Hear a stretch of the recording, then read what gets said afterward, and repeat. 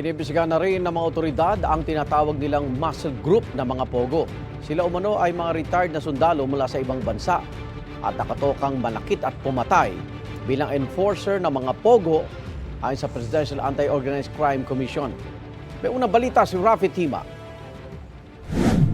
Hindi sinasantabi ng Presidential Anti-Organized Crime Commission o PAOK ang posibilidad na ang ilang tauhan ng mga nabuwag na Pogo Hub ay kabilang sa tinatawag nilang muscle group. Ayon sa PAOK, nagsisilbi ang mga ito bilang enforcer ng mga Pogo Hub. Ito yung mga retired military ng minsan ng China.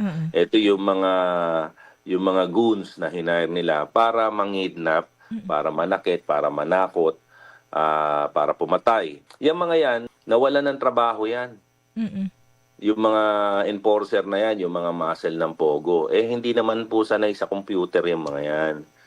Sila po, ang talagang skills nila is pumatay at manakit at mangidnap. So ang ginagawa nila ngayon, naghahanap na lang po sila ng mga pwede nilang kidnapin. Ang muscle group kasama sa mga tinitingnan ng PAOK na posibleng sangkot sa pagdukot sa 14 anyos na estudyante sa Taguig noong February 20. Ayon sa PAOK, bumuna ng task force para imbestigahan ang pagdukot. Tinitingnan pa rin po yan, iniimbestigahan pa rin po yan. Ang alam ko, nagawa na po ng task force dyan. Ano? But siyempre, check pa po yung mga involved. Kaugnay ng mga umunay Chinese spy, hinihintay pa raw ng PAOK ang resulta ng investigasyon ng iba't ibang law enforcement agency kung may kaugnayan nga ang mga Pogo operator sa mga nahuling umunay Chinese spy. Ang League of Provinces of the Philippines, aalamin daw ang katotohanan sa report na may mga lokal na pamahalaan na nakinabang ng pera at gamit mula sa mga nahuling umunay Chinese spy.